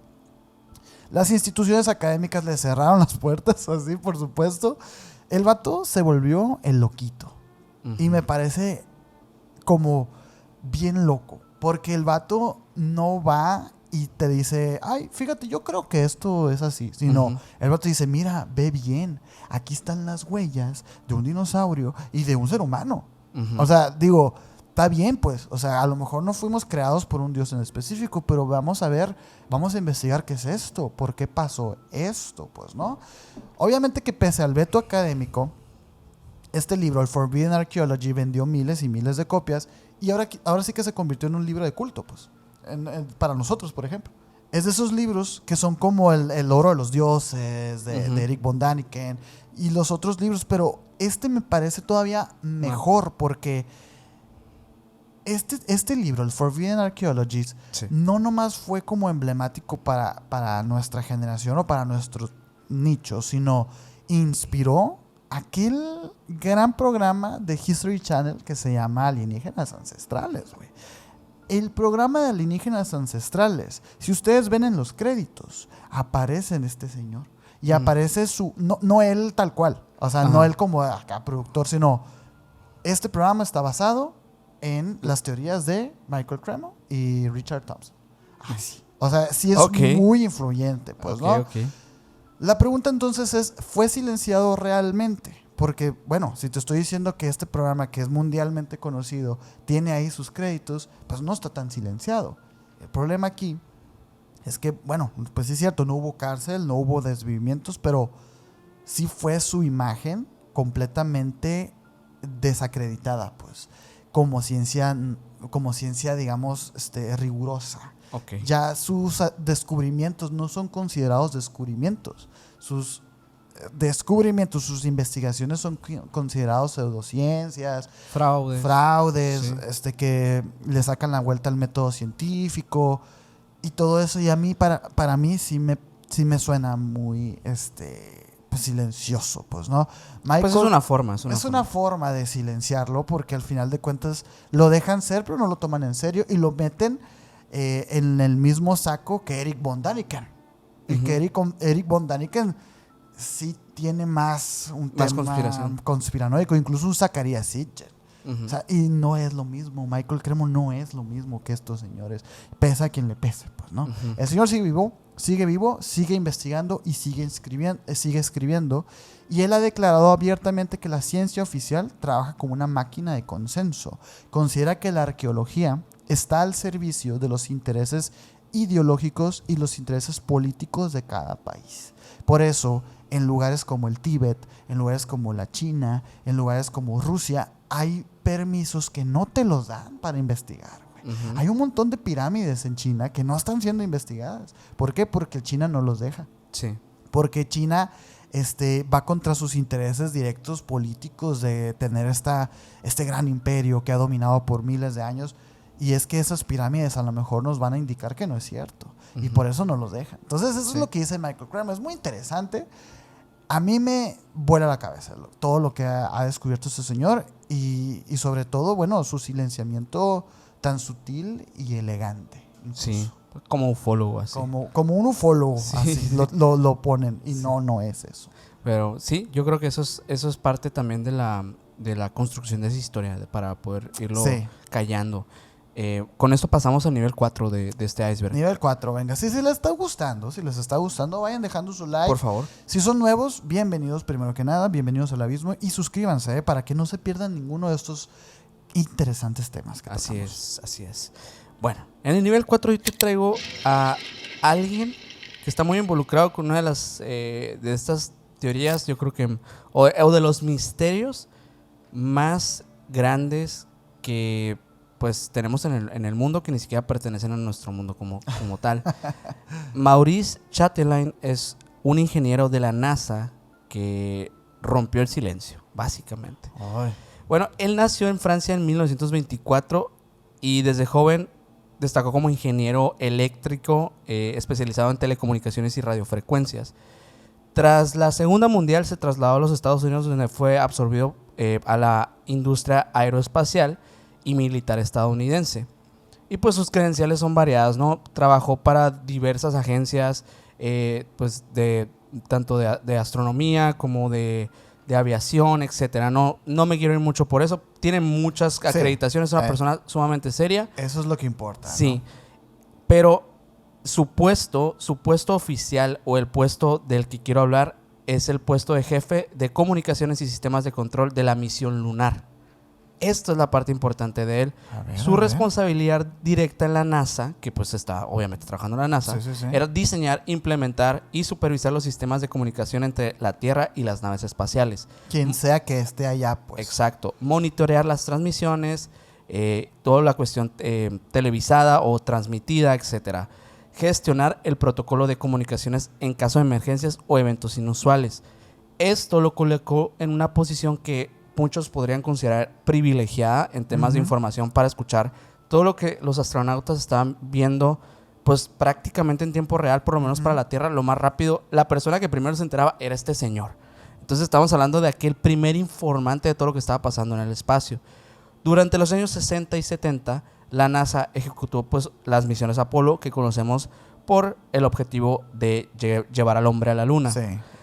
Maurice Chatelain estuvo presente en los vuelos de prueba de Gemini, las primeras misiones de Apolo, la supervisión también de las comunicaciones de la famosa misión del Apolo 11, que fue donde llegó el hombre a la Luna. La que todos recordamos, de Neil Armstrong, Buzz Aldrin. Exacto. En aquella época las transmisiones de radio de los astronautas pasaban por filtros antes de liberarse al público. Tenían que ser pues procesadas, etcétera. Además que sabemos que también la tecnología pues no era tan así como es hoy en día, ¿no? Tan automática, rápida. Exacto. Había más personal humano para filtrar todo esto. Chatelain estaba en el circuito cerrado, donde las transmisiones se escuchaban pues en tiempo real y sin censura. Y aquí es donde viene la parte interesante. Aquí es donde viene lo bueno, porque tras retirarse de la NASA, te estoy hablando que esto, hazte cuenta que ahí pasó todo lo que sabemos Él trabajó, del Apolo, todo bien. Todos sabemos que todo bien, pero es aquí cuando pasa lo curioso. Chatelain publica un libro en 1975, ya retirado de la NASA. Ya viejito, ya todo. Sí, ya sin nada que ganar, pues. Como el mayor de Caballo de Troya. Como el mayor. Pero pues ya tenemos identidad, o sea, sabemos quién es. Sí. En este libro expone lo siguiente: Los astronautas del Apolo 11 vieron ovnis en la Luna. Neil Armstrong, Buzz Aldrin fueron testigos directos de 2 naves enormes observándolos desde un cráter cercano al lugar del alunizaje. Estas naves fueron reportadas por radio, pero la NASA cortó la transmisión al público y censuró la conversación. La NASA tenía un protocolo interno para estos casos, prohibir la divulgación y negar oficialmente cualquier contacto o avistamiento. A la bestia, güey. Bueno, una de las frases famosas fue: todos los vuelos Apolo y Gemini fueron seguidos a cierta distancia y algunas veces bastante cerca por vehículos espaciales de origen extraterrestre. Cada vez que sucedía, los astronautas informaban al control de misión que les ordenaba guardar silencio. Según estas revelaciones, cuando el módulo lunar Eagle aterrizó, Armstrong hizo un comentario codificado a la base: los otros están aquí, están al otro lado del cráter y nos están observando. Sí, ya había escuchado eso. La conversación fue inmediatamente interrumpida por las transmisiones públicas. Los astronautas fueron obligados a firmar acuerdos de confidencialidad extrema al regresar a la Tierra, y la NASA modificó estas grabaciones y emitió solo fragmentos oficiales, eliminando cualquier referencia del suceso. ¿Cómo sabía Chatelain de todo esto? Pues porque básicamente él estaba en este lugar, en la sala de control, cuando las transmisiones eran recibidas. Él era el primero que recibía todo esto, con acceso a las grabaciones sin censura para escuchar nuevamente, corroborar que todo aquello que había escuchado y visto era 100% real. Estaba al tanto de todos los protocolos internos que no tenían ningún tipo de censura ni manipulación mediática. Además, afirmaba haber visto y escuchado transcripciones directas de otras misiones donde los astronautas relataban avistamientos de objetos acompañándolos durante las misiones, interferencias extrañas con equipos electrónicos, fenómenos en la órbita lunar imposibles de explicar, entre otras cosas, ¿no? Pero Chatelain hablaba de los visitantes y todo este tema de la conexión con la humanidad. Había algo, obviamente, que estaba detrás de todo esto, ¿no? Que sostenía que aquellos seres extraterrestres han visitado la Tierra desde hace milenios. Creía que la humanidad había sido ayudada o influenciada por esas civilizaciones de otros mundos, como lo hemos visto en de otros teóricos, como los que mencionaste hace un rato. Consideraba que la NASA y las agencias gubernamentales sabían esto, pero mantenían el secreto para evitar el colapso social. Y obviamente que tras publicar este libro, pues fue ridiculizado por la comunidad científica. Se le cerraron las puertas al sector aeroespacial, ya nunca volvió a trabajar en este sector. Se retiraron invitaciones a conferencias y foros. Sus antiguos colegas de la NASA se negaron a comentar o se alejaron de él. Incluso Buzz Aldrin nunca dijo nada al respecto de esto. Sí, como para no validarlo. Hay por ahí unas supuestas declaraciones de Aldrin acerca de esto, pero no son ciertas. No son ciertas. No están. Realmente son más. A lo que encontré son como más chismes de internet que realmente una entrevista donde él claramente dice eso. Que todo lo que dice este señor era cierto de la filtración de la filtración de las ediciones, ¿no? Pero bueno, ahorita te digo. Sí. Obvio que todas las declaraciones y todo lo que dijo pues fueron sostenidos por aquellos que comentaron del sector aeroespacial de la NASA, etcétera, que pues todo era como un tipo de fantasía, una manera de llamar la atención. Y con el tiempo Chatelain pues no fue desvivido ni mucho menos, solamente desaparece misteriosamente, o sea, del fenómeno pues relacionado a la mediatez, a la parte pública, y su figura fue sometida a algo que se le conoce como la muerte profesional, que básicamente es un desvanecimiento de toda tu carrera. O sea, como lo que hiciste, lo que ayudaste, etcétera, no es mencionado como que en la obra pública que se hizo, como en este caso el alunizaje. Y este jefe de comunicaciones simplemente cada vez es menos mencionado en los nuevos libros, etcétera, ¿no? Sí. Es un silenciamiento. O ¿Sí? sea, y es precisamente, fíjate, qué loco, qué práctico es hacer eso. Porque, por ejemplo, tú ves la nota esta, ¿no? Te la topas, digamos. Están viendo este capítulo. Sí. Googlean el nombre del señor y a lo mejor no te sale. Sí, son cosas muy pequeñas. Ajá. Sí, él sí nos ayudó. Sí. Un poquito. Obvio que en este caso lo van a encontrar, ¿no? Pues tiene un libro. No, o sea, yo aparte yo creo que es lo mágico también un poco del tema de internet y de la masificación de este tipo de informaciones. Claro. Porque sí, obviamente, llama mucho la atención de la gente. Sí, consideremos que, o sea, él murió en 1998. Él murió, pues, de manera natural, o sea, no es muy claro porque, como les digo, hay una... Se acabó su historia. Se acabó su historia mediática y no había internet, como hay hoy en día. Entonces, realmente su información sí quedó muy, muy difuminada en la historia. Pero estamos hablando de que en aquel tiempo no existía esta parte mediática autónoma, independiente como son las Exacto. redes sociales. Era muy fácil que te silenciaran por medio de simplemente no mencionarte en los medios de comunicación. Y se acababa tu imagen. Exacto. Pero el mismo Buzz Aldrin. Mucha gente no sabe quién es Buzz Aldrin, güey. Sí. Pero es la segunda persona que tocó la luna. Sí. Qué loco. Yo ya había escuchado eso que supuestamente dijo Neil Armstrong. Yo lo consideraba una creepypasta, ¿eh? O sea, yo pensé Yo sí que... considero que está editado, o sea, el video del alunizaje. Considero muchas inconsistencias. Sí, No que sea falso, siempre lo he dicho, sino más bien que fue alterado. O sea, Yo también. Y es que, por ejemplo, el hecho de... ¿Cuánto tardaba la señal en llegar? Como 4 minutos, ¿no? sí, Un no tema recuerdo así. exactamente cuánto, pero sí. Y hay un clip que todo esto fue montado. Y fíjate, está bien, ¿eh? Que esto haya sido montado. El hecho de la imagen de cuando supuestamente está en live. Que supuestamente está en vivo y están como todos en las teles viendo. Mentira eso. Y que sale de que el presidente hablando con Neil Armstrong. Eso es mentira. Muchas cuestiones montadas. Pero que llegamos, ¿eh? Sí, y quién sabe si llegamos o sea, si esa vez Ajá. fácil se puede grabar en un set, ¿eh? O sea, Ajá. por temas técnicos, ¿qué tan fácil sería grabar en la luna en aquella época? ¿Quién sabe? ¿Quién sabe?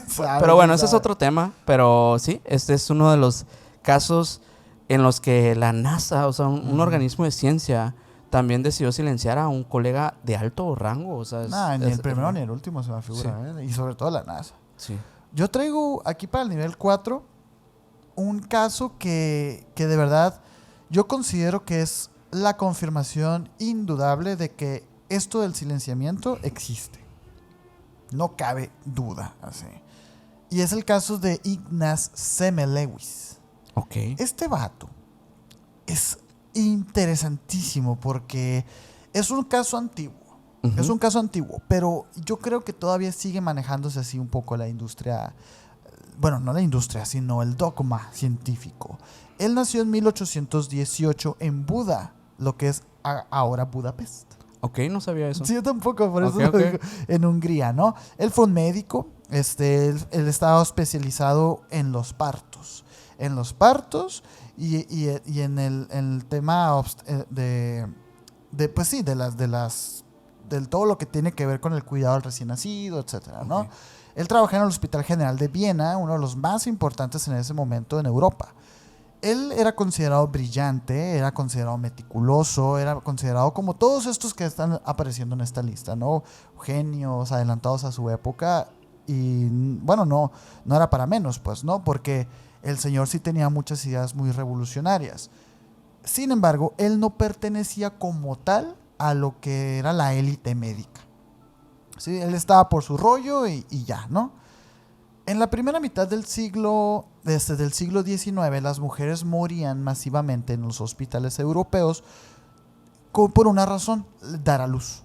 O sea, las víctimas eran todas mujeres. Cuando recién daban a luz, les daba una fiebre puerperal, una infección postparto, ¿no? Ok. Una infección, vamos a dejarlo así.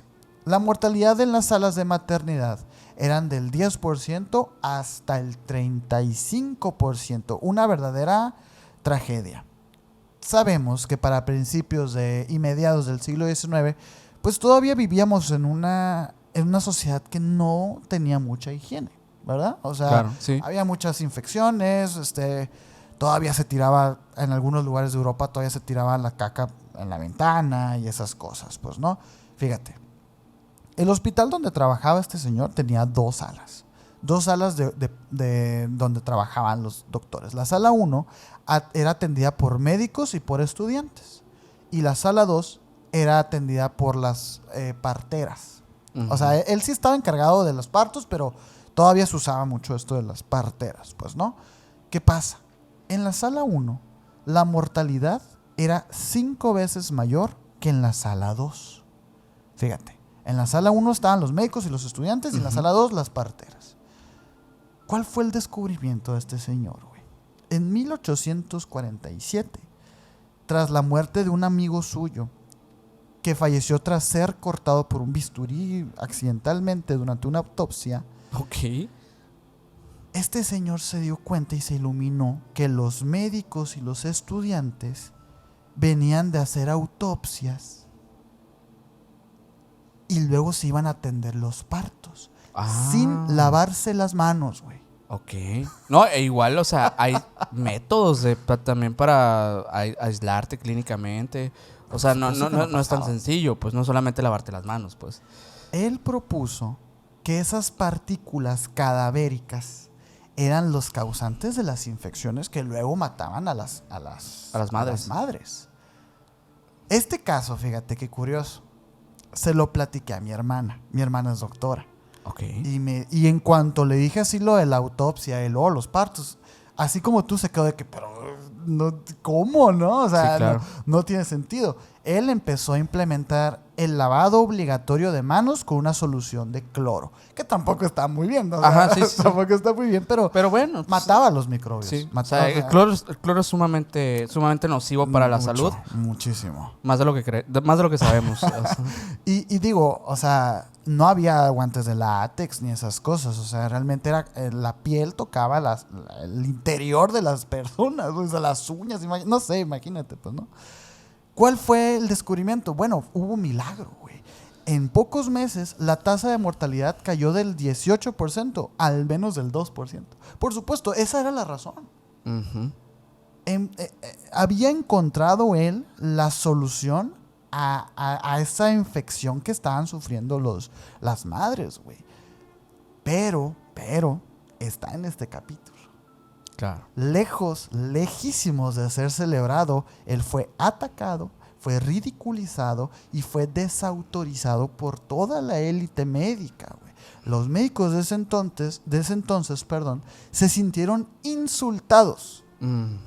Aceptar la teoría de este vato implicaba reconocer que ellos mismos estaban asesinando a los pacientes. Fíjate el ego del doctor, ¿no? Del científico. Las universidades lo acusaron de pseudocientífico y te voy a decir por qué. ¿Bajo qué criterios? Era pseudociencia porque la teoría que él proponía de las partículas infecciosas, de las bacterias, los gérmenes, no se estaba basando en la ciencia oficial en ese momento. La ciencia oficial de ese momento era algo que se llamaba la teoría de los humores. ¿Sabes qué es la teoría de los humores? Vamos a poner aquí una imagen. Ok, a ver. La teoría de los humores es una antigua concepción médica que postulaba que la salud y el temperamento de una persona dependían del equilibrio de 4 fluidos corporales: la sangre, la flema, la bilis amarilla y la bilis negra. Ok. O sea, algo muy de Paracelso, ¿sabes? Ajá, algo sí. muy de la Edad Media, Sí, güey. muy alquímico, así. Muy alquímico. Era un equilibrio de esos 4 fluidos. Y como esos elementos naturales, así del ser humano. Yo busqué más imágenes de esa teoría, se me hizo como alucinante. Ajá. Que ya en el siglo XIX, güey, lo usaban. Lo estaban usando esto. O sea, el equilibrio de esos 4 fluidos se supone que generaban un buen temperamento y una buena salud. Ok. Entonces hay que hacer que la sangre fluya bien, ¿eh? Y la bilis amarilla y la flema y la bilis negra, ¿no? O sea, ve tú a saber qué son esas otras 2 cosas, ¿no? Él fue despedido del hospital de Viena. Ningún otro hospital aplicó su método. Incluso colegas suyos llegaron a decir: es imposible. Es imposible que las manos de un caballero médico puedan causar la muerte. Ok. Fíjate, güey. Esto no es el final de la historia, ¿eh? ¿Qué pasó? Él quedó aislado, atacado y sin poder publicar su descubrimiento en revistas médicas, ¿no? Él cayó, por supuestísimo, en una depresión profunda y empezó a escribir cartas llenas de furia, acusando a los médicos de ser asesinos. O sea, él jugó el juego. O sea, él se creyó todas las mentiras que estaban diciendo acerca de ellos mismos y empezó a atacarlos por eso. ese no es el fin. En 1865, la familia lo internó en un manicomio. Ok. Lo internó en un manicomio. ¿Y bajo qué, Bueno, qué excusa? pues que se estaba volviendo loco. Ok. O sea, así nomás. Ahí en el manicomio fue golpeado brutalmente, fue humillado brutalmente, y él apenas 47 días después falleció en ese lugar. Causas O sea, naturales. Pues, por una septicemia, ¿no? Que es una misma enfermedad de una infección también que era común. Por lo mismo que no había las medidas De higiene. de higiene en el manicomio. Por supuesto, en un manicomio no iban a No, luego encontrar- dicen que hay lugares históricamente, o sea, que existieron manicomios Ujú. que enfermaban a los pacientes para, Sí, pues para fallecer. estaban todos Y infeccionados. y que a propósito lo hacían para ir desocupando Bueno, eh, puede ser.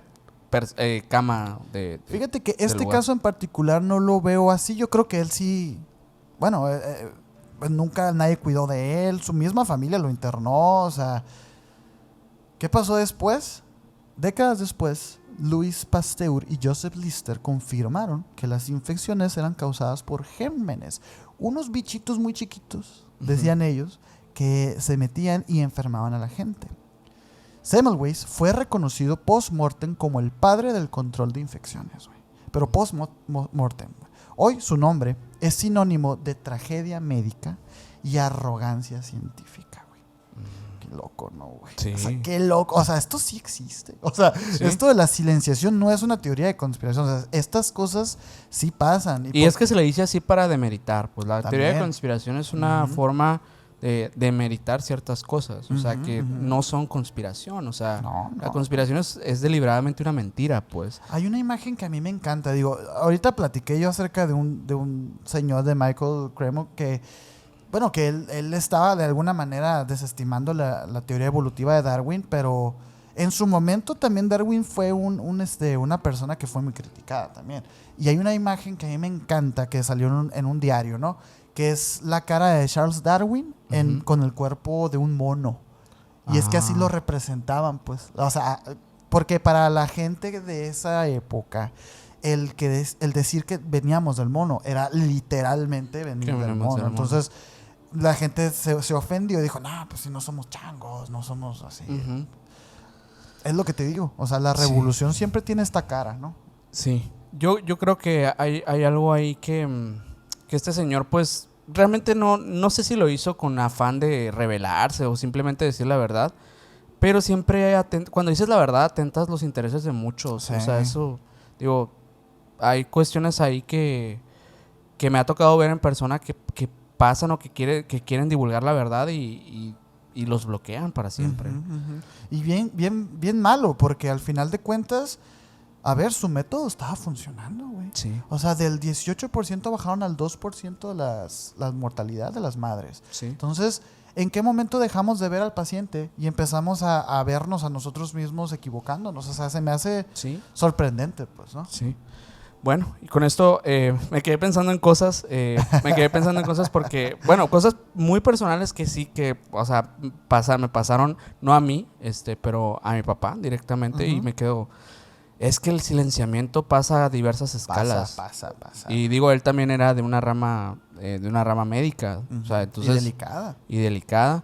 Y se nota ahí que hay intereses detrás que no te permiten decir la verdad y te someten. Y hay que pechichar. Sí. Pero bueno. Con esto pasamos al nivel 5. En el nivel 5 yo te traigo uno de los casos más controvertidos de silenciamiento, porque está conectado con directamente algo que era una teoría de conspiración y lo fue durante años. Te estoy hablando del caso de Frank Olson. Un científico que trabajó para la CIA y le pasó pues lo peor que le puede pasar a un científico que trabaja para la CIA. Frank Olson nace en 1910 en Wisconsin, Estados Unidos. Se graduó como biólogo y químico y terminó trabajando en uno de los entornos más oscuros y más secretos de la historia estadounidense, en el US Army Biological Warfare Laboratories, que, bueno, ahorita van a entender qué lugar es y por qué es oscuro y extraño. ahí Olson no era simplemente un investigador o un técnico o esto, era un científico que estaba especializado en armas biológicas. Estaba trabajando codo a codo con la CIA y el ejército de los Estados Unidos en programas secretos durante pues, el conflicto frío. Su campo eran las armas bacteriológicas, las toxinas para uso en interrogatorios y más tarde para experimentación humana encubierta. Y sí, estamos hablando que en la década de 1950 la CIA lanzó un proyecto ultra secreto llamado el proyecto MKUltra bajo la dirección de Sidney Gottlieb, y el objetivo de pues sabemos muchos que era experimentar con sustancias psicodélicas, hipnosis y técnicas pues de tortugas para controlar la mente humana. El LSD en aquel tiempo se convirtió en uno de los estupefacientes pues estrellas de este proyecto. Muchos experimentos se realizaron obviamente sin consentimiento, sin aviso previo a los pacientes, etc.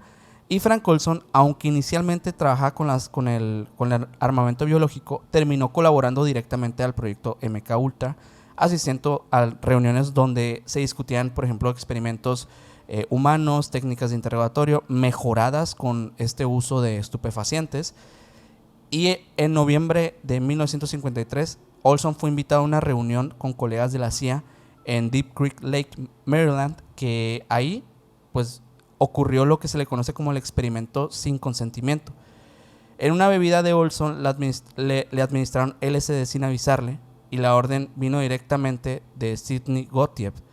Tras ingerir este estupefaciente, Olson comenzó a mostrar signos de paranoia, de ansiedad y de alteración mental. Y la versión oficial afirma que fue parte de un experimento psicológico interno que fue consentido y que todos sabían. Pero mentiras, pues. Obviamente no. Para ver, pues, qué pasaba con con esta sustancia con personal de la CIA directamente. Con personal que estaba de alguna manera ya adiestrado, entrenado como que en ciertas cosas, ¿no? Pero después del incidente, Olson sufrió algunos episodios de paranoia extrema, crisis nerviosas, miedo a ser vigilado, sospechas de que alguien lo quería eliminar. Su familia aseguró que estaba convencido de que la CIA lo quería silenciar. Fue llevado por sus superiores a ver al Dr. Hal Armstrong, un psiquiatra que estaba vinculado directamente a este proyecto de MKUltra, bajo el pretexto de que lo iban a ayudar, que lo iban a tratar, pues porque era un colega, pues es amigo, todo bien. Pero todo parecía ser parte de un plan, porque el 28 de noviembre de 1953, Olson fue llevado al Hotel Statler en Nueva York junto a Robert Lashbrook, que a las 12:30 de la mañana Frank Olson cayó desde la ventana del piso 13, y la versión oficial fue que se arrojó él mismo al vacío en un ataque de paranoia. Sí. Obviamente con el fin de acabar con aquel sufrimiento y delirio. Desde el piso 13, claro que sí. Sí. Y durante 20 años, de hecho, la CIA mantuvo esto como una versión de que se autodesvivió, ¿no? Su familia recibió indemnizaciones, pues apoyo y disculpas del mismísimo presidente Gerald Ford en 1975 tras la revelación de que el MKUltra pues fue un proyecto pues, real que se llevó a cabo, ¿no? Pero la verdad oculta salió un poco después. En 1994, el cuerpo de Frank fue exhumado para una nueva autopsia. Y los resultados fueron los siguientes. Olson presentaba heridas en la cabeza previas a la caída. Los forenses concluyeron que fue golpeado previamente antes de caer por la ventana. La hipótesis es que fue arrojado por la ventana intentando, pues cuando él estaba en un estado inconsciente, lo tomaron y lo arrojaron por la ventana para terminar ya con su existencia. Y la familia de Olson declaró que Frank había sido desviado por la CIA para silenciarlo, ya que temían que hablara de esos experimentos que hacían con civiles, de las armas biológicas que estaban desarrollando el ejército. Él era parte, pues él sabía. Exacto, y que las técnicas también que estaban implementando, pues de tortugas, era algo que se estaba llevando a cabo, o sea, durante esta etapa del enfrentamiento del conflicto frío con los europeos, con los rusos, etcétera, ¿no? Entonces, el caso es que algunas teorías que señalan que Olson iba a filtrar esta información, pues realmente solamente quedan como en un tipo de tintero que nunca vamos a saber, porque realmente nunca hubo una intención, ni un libro, ni una carta en la que él declarara esta información, pero fue una información que en determinado momento se iba a dar a conocer. Y lo curioso es que fue un caso que hasta el día de hoy, y yo creo que podríamos confirmar 100%, que la CIA silenció directamente. Directamente silenció a un mismo miembro de una investigación de ultra secreta. A un colega, digamos. A un colega. O sea, y esto nos deja unas preguntas espectaculares, ¿no? Porque si esto ha pasado sí. históricamente con Frank Olson y que se sabe, gracias a que pues fue algo aparatoso, tal vez si ellos pensaban que iba a ser algo más discreto, Ajá. ¿qué otras cosas no han silenciado estos mismos organismos pues de inteligencia de Estados Unidos? Muchísimas cosas. La mayoría de las cosas que pensamos, que vemos como conspiraciones, muchas cosas que hablamos en este iceberg, seguramente este organismo estuvo detrás, silenciando de manera muy discreta, pero haciéndolo Sí. definitivamente. Este iceberg en particular es de los que más, con los que más hemos tenido que tener cuidado, ¿no? Porque Sí. de verdad es sorprendente lo que es capaz, ¿no? La élite por proteger sus propios intereses. Sobre todo en este caso de Frank Olson, ya me acordé cuál es. Sí es una locura, porque sí te habla de entrada, uno, que el gobierno de los Estados Unidos estaba interesado e invirtió recursos en un proyecto para controlar la mente.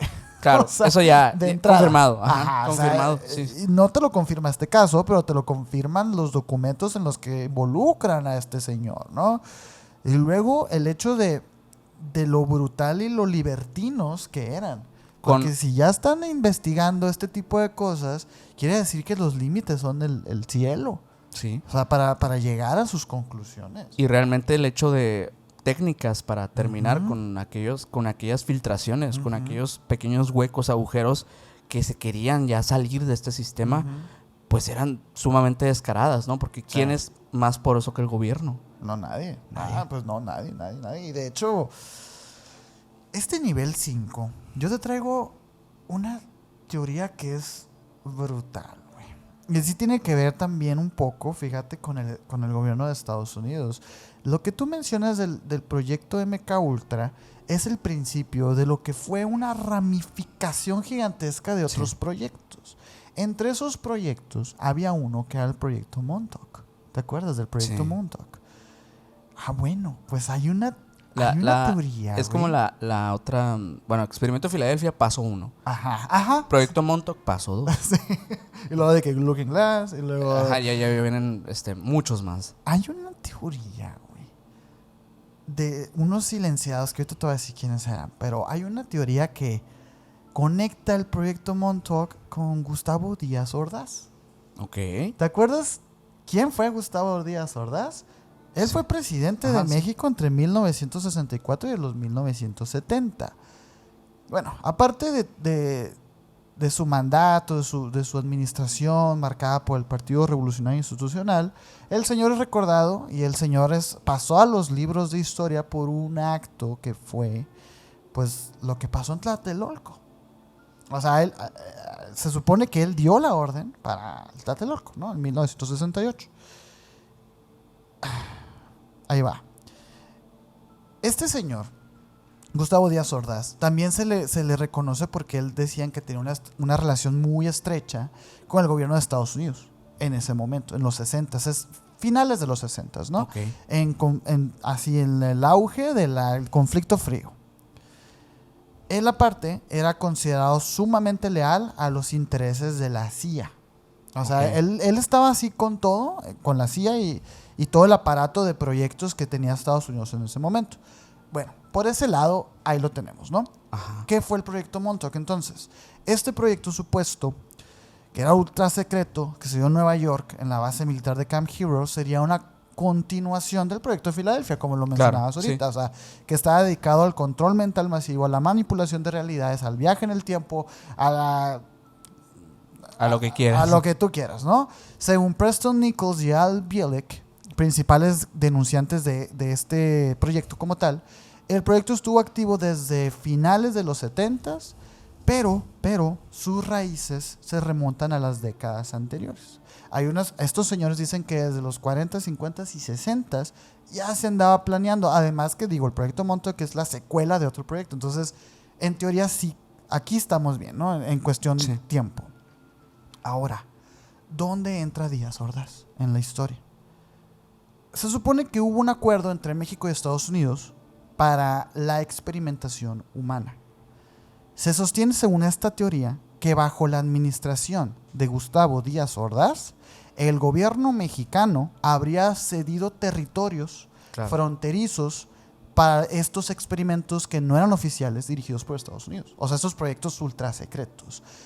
Se usaron territorios fronterizos rurales, o sea, Ok. pueblitos, ¿no? Según esta teoría, es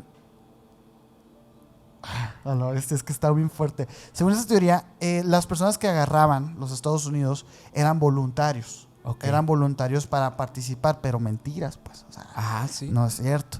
O en ese momento, por ejemplo, se supone que había un alza de desapariciones por el crimen organizado en estas zonas. En los 60s, pues, ¿no? Díaz Ordaz mantenía, se supone, una relación con la CIA muy, pero muy, muy estrecha bajo una operación que era la operación Litempo. Un programa real que fue documentado por la misma agencia de la CIA y que fue público, ¿no? El Litempo fue un programa de inteligencia encubierto por la CIA que operaba de los años 50 a los años 70. El objetivo, básicamente, era infiltrar, controlar e influir al gobierno mexicano y sus instituciones claves. Ok. En realidad, el propósito del ITEMPO era controlar la información política interna de México, evitar la expansión del comunismo y todas estas cosas, pues, ¿no? ¿Qué pasa entonces? Aquí la pregunta es, ¿quiénes son los silenciados aquí? Pues esta teoría sugiere que aquellos estudiantes que se estaban manifestando en Tlatelolco estaban descubriendo esta conexión. Ellos habían descubierto esta conexión de los proyectos ultrasecretos de la CIA y la colaboración del gobierno de México. Ok. Y que todo lo que pasó, las manifestaciones en Tlatelolco, todo eso tenía que ver con esto, güey. Y que por eso Díaz Ordaz dio la orden. Así que el nivel 5 es acreedor a estos silenciados, güey. A estos estudiantes que estaban jugando a descubrir la conspiración y por desgracia la descubrieron y esto acabó con sus vidas, güey. ¿Cómo ves? Pues cuántas personas, digo, en México está más conectado a lo que creemos con Estados Unidos, eso es una realidad. Sí. Incluso en el nivel 1 que hablamos de Greenberg, pues Ajá, una de las más grandes teorías que hay es que el gabacho se lo llevó a trabajar con él. con exclusivamente con este organismo de inteligencia, pues que es la CIA. Qué fuerte, ¿verdad, güey? Sí. O sea, fíjate, me sentí así como que tenso. Sí, o sea, van a venir por mí, güey. Si no aparezco o algo así, pues ya saben. No fue coincidencia. No fue coincidencia. Y bueno, con esto vamos concluyendo este iceberg de las personas silenciadas. Estuvo Un denso, iceberg muy denso, ¿eh? estuvo O sea, está complicado tocar estos temas, pero de verdad esperemos que se hayan llevado mucha información muy, muy buena acerca de estas personas de las que ya casi no se habla. Algunas sí, tal vez, porque son parte del misterio, pero otras, pues no tanto. Y la verdad es que se escuchan más, pero para nosotros que nos gustan estos temas. Sí, hay realmente mucha gente que no lo sabe. el público general no sabe mucho No. de esto. Entonces, O por lo menos, que es la peor parte de los silenciados. Porque dirán ustedes, a lo mejor los silenciados que perdieron la vida son los peores. Pero yo diría que los que tienen vida todavía son los peores. Porque pues una vida en ruina, en sobre olvido. todo, mira, como lo decía yo con mi nivel 1, con Judy Mikovits, ¿no? O sea, ella, tú la buscas hoy en día y está retratada como una farsante absoluta, pues. O sea, o por ejemplo Michael Cremo, que también es alguien que sigue vivo y que sigue investigando y él está siendo rebajado a un ufólogo como todos. O sea, a mí me suena más eso Sí. un peor castigo. Sí. Hay castigos peores que la muerte, pues. Sin dicen por duda, ahí. sin duda. Por eso mismo, pues, los invitamos a reflexionar también acerca de la verdad y de qué tanto a veces vale la pena también. Yo creo que ahí sí uno también aprende a valorar su vida. Ajá. Muchas veces ser revolucionario no sirve de tanto, pero sí, Hasta para hacer las cosas mal hay que hacerlas bien. sí, yo la verdad sí me he llevado un aprendizaje, sobre todo por esos comentarios que dije por allá al final del nivel 4. Tengo mis propias conclusiones, pero ya las diré en otra ocasión. En otra ocasión. Así que muchísimas gracias a todos por quedarse hasta el final. Si te ha gustado este iceberg, por favor, haznoslo saber con tu like, con tu comentario y suscribiéndote a este canal si eres nuevo, si eres nueva.